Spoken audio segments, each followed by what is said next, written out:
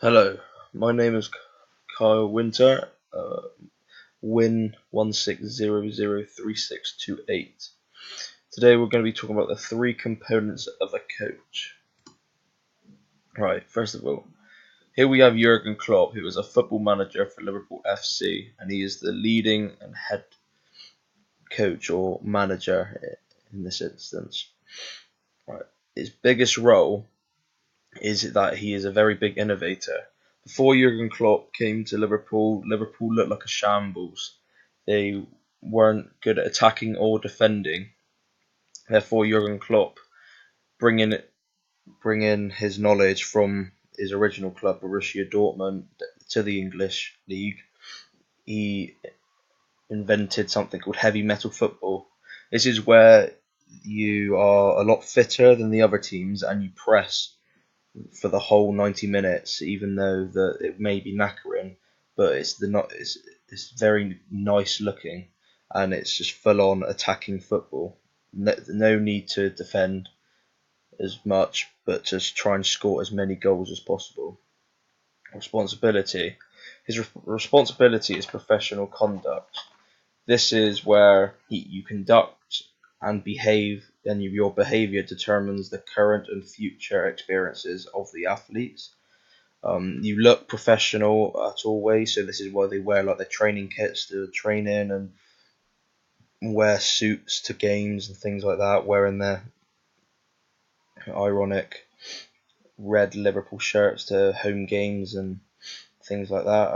They need to be an effective communicator. So as a manager, you need to be able to shout on the pitch with confidence where if players aren't doing what they are supposed to be doing. They respect all abilities. So therefore, if a player isn't as good as say another player, for example, Mohamed Salah against maybe a say Shaqiri maybe, then it means you respect them and you just tell them to work as hard as possible. And if they're in good form and performing better than the player, then they will have their chance. Just never sulk. And they also support the officials and promote fair play. Therefore, this can be due to financial reasons and things like that. And support the officials, well, it's obvious.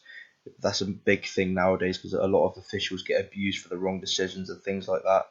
But at the end of the day, down to the human eye, it is what it is. Next, Chris Eubank.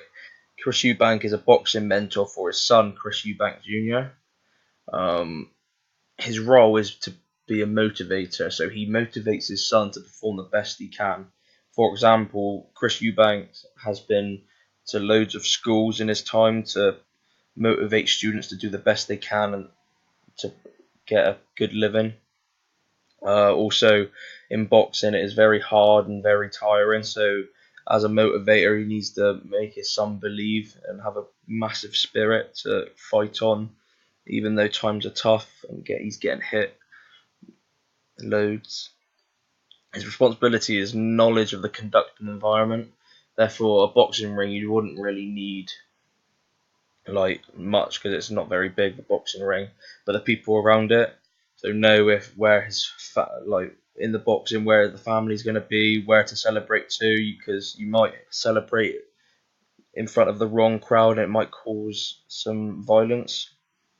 And also know where the officials are, where the crew is, and things like that. Which corner you're in for the boxing game, where the entrance and that is, go leading out to the arena and things like that. The skill is time management. Therefore, in the boxing, I believe that it's 2 to 3 minutes of rounds. Therefore, he keeps track of time to know when the round is almost finished, so he can get his son sat down onto the pedestal and get his crew to sharpen him up, give him some water, take the gumshoe out, mend all the wounds he's been taking, and sit down and motivate him to fight on again. Next is Meg Watkin. She's a Team BTC hockey coach and also a lecturer. Her role is to train, educate, and instruct people. Therefore, training people is someone who doesn't just train them physically but mentally as well, so prepares you for different things. Educator is when you help people learn, so with different aspects of the game like nutrition and the anatomy of things, and also the instructor gives out the tactics and the structure of the team and positions and things like that. So this is important because it may not be elite level, but it is important that all players know where they are playing and what they need to do on the pitch. So Meg can teach everyone that. Also, as a lecturer, she can give them the right sort of diet plans and things like that, so it can help people perform the best they can and to go on to the elite levels due to eating the right foods and knowing the right tactics and things like that. Also, S&C as well, so she can lead S&C training. This is strength and conditioning, which also will improve hockey players as they can hit the ball harder with their sticks to make it harder for the goalkeeper to save the shots. Finally, Joe Mills. Joe Mills is another Team BTC coach, but he teaches basketball. He's also a lecturer at the place, Bridgewater and Taunton College. His role is to be a role model. Therefore, to all new students coming into Bridgewater and Taunton College, he is there to be a role model, to be there to talk to. And as a basketballer, he's played at quite a high level, so all those upcoming basketballers, he can provide them with knowledge and information which will help them on their way. His responsibility is legal obligations. This is where they take into the consideration, like you carry out a DBS. This is where you're safe to be with children. You check your convictions, so if there's any sexual offences or violence offences, been involved with the police, been in jail before. Also, he interacts with signs of abuse from maybe your parents or things like that, child abuse, sexual abuse, emotional abuse, and neglect. It takes all this into consideration as it can affect your lifestyle and performance if you want to take part in Team BTC, as you may be scared to. And the skill is problem solving. This is good because in basketball it is very end to end, and problem solving is important because say his team's doing the zonal defense, but the other team are really good at making them 3-point shots. Then with that problem solving skill, he can see that it's not working, the zonal defense ain't working, and you can go on to the likes of half court defending, so you're man marking half of the court, which means that you don't give them any space and you're not tiring yourselves out man marking people, just the half court mark. Techniques of a coach. So you have fitness assessments. Normally fitness assessments are done at the start of the season and near to the end of the season to see how fit people have become over the season, to see if they actually have been making progress. Fitness assessments are efficient for a coach to do because it allows them to see who can cope. So for example, in football, if someone cannot last 12 minutes doing a 12-minute Cooper run, then they know that they need a cardiovascular training because they will not last 90 minutes of high intense football.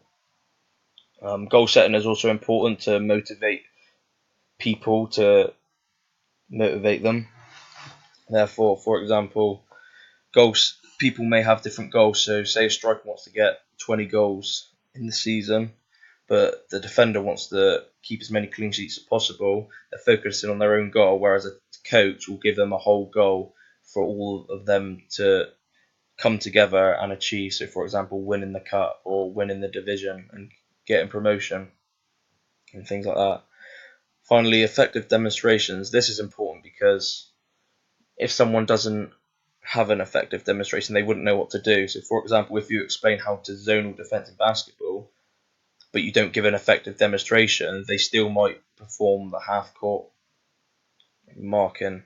Therefore, effective demonstrations can help people learn more effectively instead of just talking them through it. Right, the most important role at elite level is obviously the leader, instructor, and educator.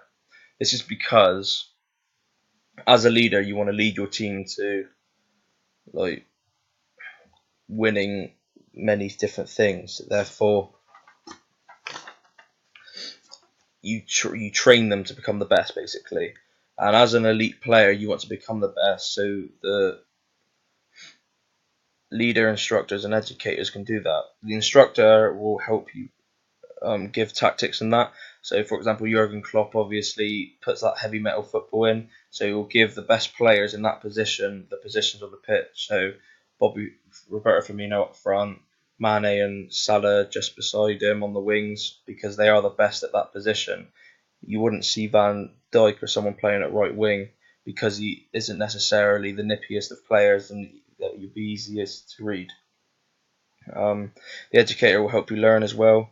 This is important because obviously players come from different places, so they can learn different things.